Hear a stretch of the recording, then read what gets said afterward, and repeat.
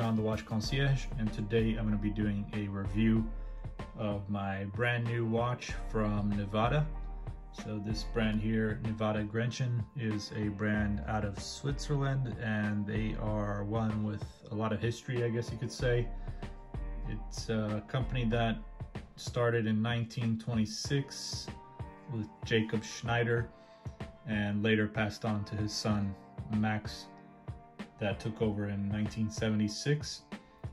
But this is a brand that has a history within the watch industry, and it kind of died down eventually. I think like many other companies at that time died down in the quartz crisis when Seiko came out with quartz watches, and so a lot of Swiss companies suffered at that time because of that. And now it is owned by a Frenchman. He actually has bought a few other brands, he has a few new ones that are new brands that he kind of started, but he also has another brand I believe he bought, which is the Vulcain brand, which is also kind of an old Swiss company. And he's just kind of making these companies great again, essentially. If you look at his Instagram bio, that's essentially what he's doing. That's what he says. He's making these brands, these old Swiss brands, great again. And so he's kind of doing a lot of re-editions of previous watches released at the time. This one, for example, is the F77. This came out, I believe, in 1977. So this is of course an homage to the Royal Oak, which came out in 1970, I believe, or sometime in the early 70s, I believe, is when the Audemars Piguet Royal Oak came out. And as you can clearly tell, this is an homage to that in terms of the case and especially the bezel design. But they do have a different style bracelet here, which you can tell. And before I go over the watch, obviously you just want to take a look at the box that you get with this watch here. You also get this kind of cover that I'll likely end up throwing away because it's really not that necessary to keep this. There's also a big cardboard box that I got with it that also had some logo and some stuff written in it. But I don't think it's anything that special or that important to show in this video. So this is what you get with this watch, and you get a little padding on top, which is kind of nice. The bottom is nice and velvety feeling, and you just open this up like that. You take up the cover, and then you get this very simple cardboard box with things written on the side here. And this is Swiss watch number 2. Get the warranty valid for 2 years. No date, no signature. And this is interesting. This is looks like a different color than, it looks more green than the blue on here, which is a blue Fumé blue smoke dial. And you can definitely tell that the money went mostly towards the watch and not necessarily the box, because you don't get anything super fancy or extravagant, no wood piano lacquered kind of cover. But this is good enough for me, I guess. I don't need a fancy box, but it's always nice to get something a little fancy with your watch. But as long as the watch really is the one with the better quality is really what I want to see on the watch, and not necessarily the box. I spent a little bit over 1,200 euros, and this version, this is actually an exclusive limited edition, I believe, to 50 pieces with a collaboration from Nivada and Ocarat, which is a French retailer. So they decided to partner up with this retailer from France and do this exclusive edition, sold only through Ocarat. So you won't be able to find this one on the Nivada website. but it's a really special watch, and I kind of gifted this to myself for my birthday. That was earlier this month, a few weeks ago, and yeah, thought, you know, I might as well get this watch. I did order this watch back in October, in the beginning of October. I'm a little bit disappointed for the amount of time that it took. I think there was something with the production that kind of got delayed, but I was never communicated by Ocarat, the retailer, about any updates or changes or anything like that until I reached out to them first. And I had to keep doing that. I had to keep reaching out, asking where's my watch, and then they kept telling me, oh, the date has been delayed to this other date. And that happened about 3 times, which is unfortunate, but you know, it's here now, and it got in here much sooner than the last date that they gave me, which is a few days ago, is technically when it was supposed to arrive, but it arrived a little bit earlier than expected. I think a week before I expected it to receive it, but I guess that's much better than having to keep waiting and keep having delays.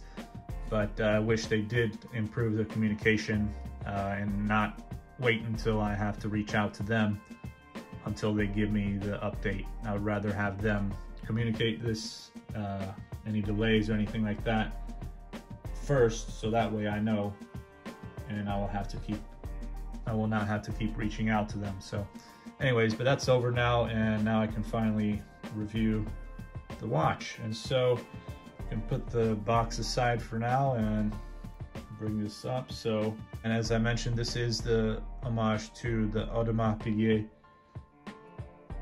Royal Oak. This is a watch that came out a few years after the Royal Oak came out. So this one came out in 1977. The Royal Oak, I believe, came out in 1970. And then I think actually the other Royal Oak homage, which is from Bulova, or Bulova, however you want to pronounce it, they came out a little bit later with their Royal Oak homage, although because Gerald Genta did work for Bulova before he went to Audemars Piguet, and that design, of course, was on sketches and likely created and designed before Audemars Piguet put out the Royal Oak. It's hard to say whether Bulova really made an homage to the watch, considering they probably had sketches and Gerald Genta worked there before moving on to Audemars Piguet. So it's I would say it's another kind of original design from the same designer, the same master. So it's the same guy behind both those designs, those brands at that time when they released these watches. Although when they did release the Royal Oak homage, Gerald Genta was not at Bulova anymore, so he was already at another company. And so this one, there's no involvement from Gerald Genta, but you can clearly tell it's an homage, and it's from around the same time period. And now they've decided to re-release the watch, the model, and they have it available on their website with other dials. But like I said, this one is exclusive, limited edition. You will not find this one in the Nivada website, but you will find there's another smoked dial. It's a smoked kind of coffee light brown dial. So it's really cool watch. I think it's definitely worth it. Right away you can tell the high quality and the finishing, polishing, the brushing, is everything on it is just really nicely done. And the size of this, the case size is 37 millimeters. You get a case thickness of 12.6 millimeters, which is surprising because I would think it's much thinner than that. It wears a lot, it feels a lot thinner, and it wears very comfortably, and maybe due to the size of the case being 37 millimeters, maybe that's why it feels like it is a little bit smaller, a little bit thinner. And I think 37 is a great size. especially for me, and for a design like this where you have the lugs kind of coming out like this and extending out, and with the integrated bracelet, it's you know, depending on the style of the bracelet and the case, sometimes having something 40 millimeters or even bigger is just gonna look way too big for a design similar to this. But 37 works perfectly, and it looks great on my wrist. So I'll put it on real quick so you can kind of see. You can just see how well it fits. It looks great. The crown size is perfect. Not too big, not too small. It's just right. And yeah, it's just a beautiful design. You have a bracelet that's integrated, and I would say I would prefer to see something like a design from like the Tissot PRX, that kind of style bracelet, but this one is fine as well. And I mean, they've done a fantastic job with the brushing on here, and the finishing is just incredible on the clasp, and this clasp and buckle here is just really nicely done. And I like the design. You got the big N right there from the logo, and got a lot of micro adjust options here that you can do. So it's a really good watch, and you can see the links are all screw in, which makes it easy for you to remove these links.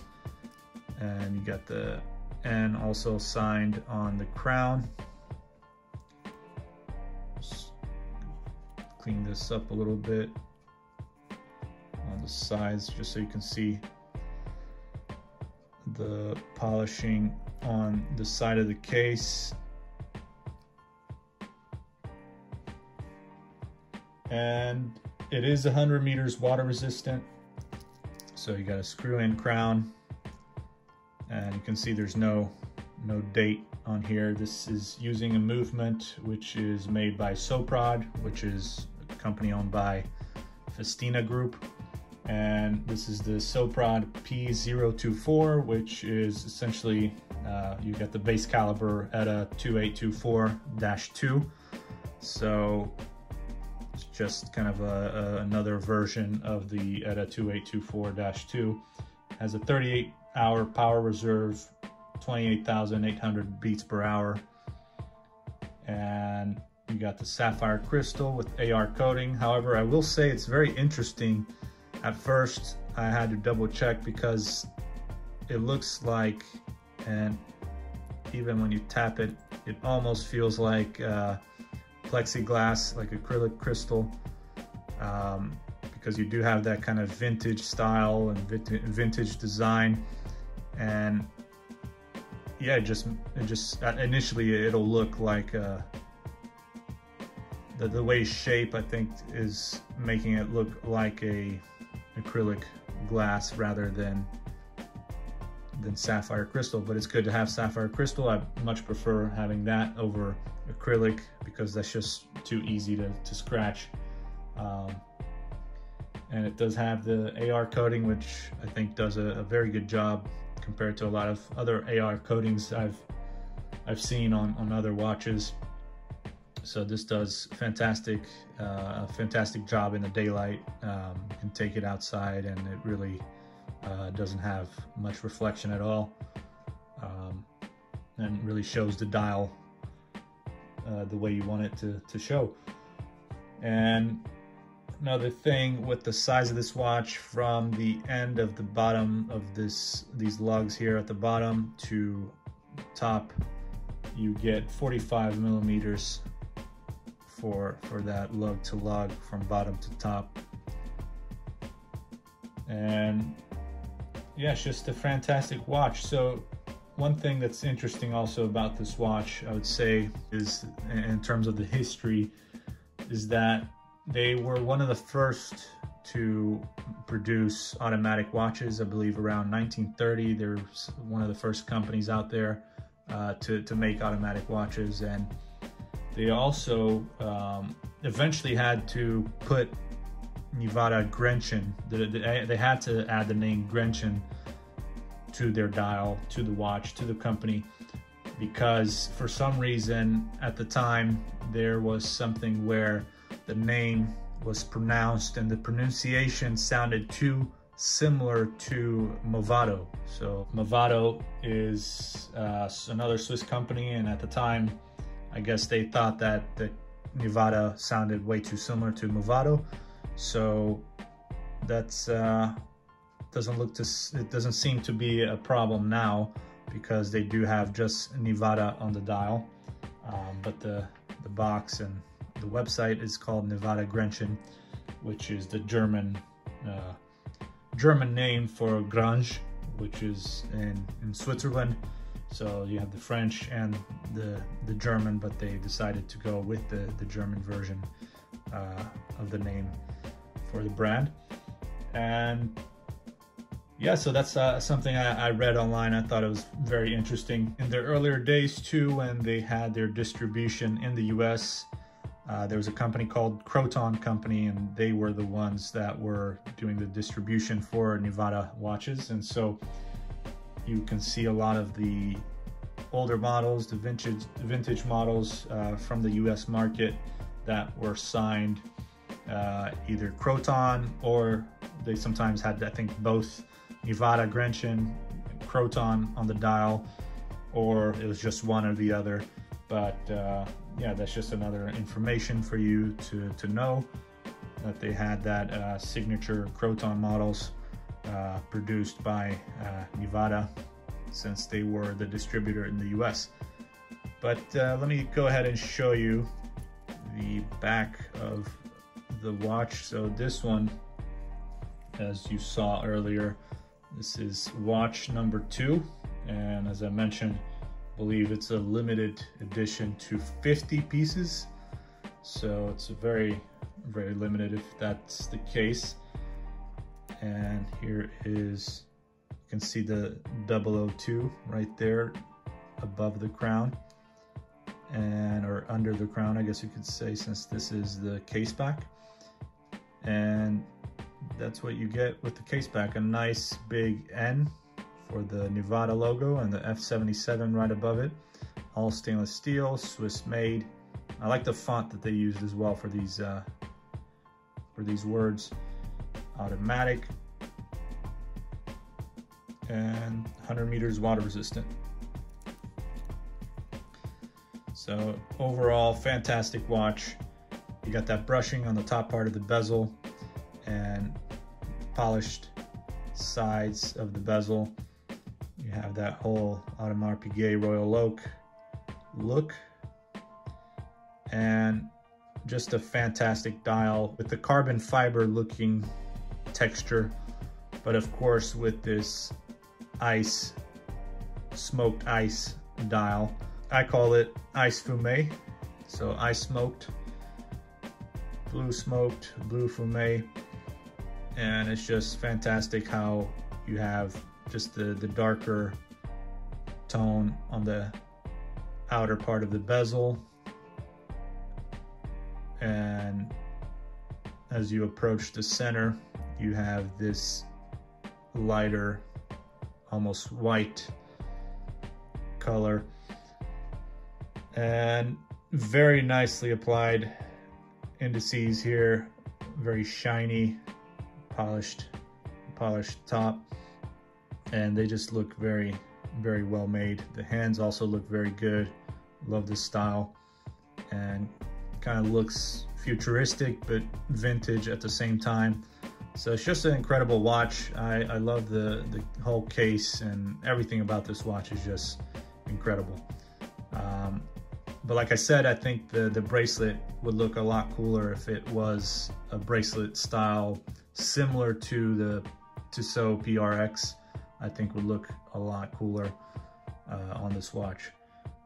You can also see that there is a little bit of lume there on the hands, but that's about it. There's no lume on the indices, so we can go ahead and take a quick look here at how that lume looks on the hands.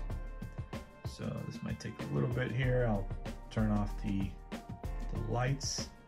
and we can check it out. I think it should have pretty good lume. There you go. And you can see actually it's on the hour, the minute, and the seconds hand, as well as the indices, not the main indices, but on the inner part of the indices you can see there. Looks like the lume is quite good.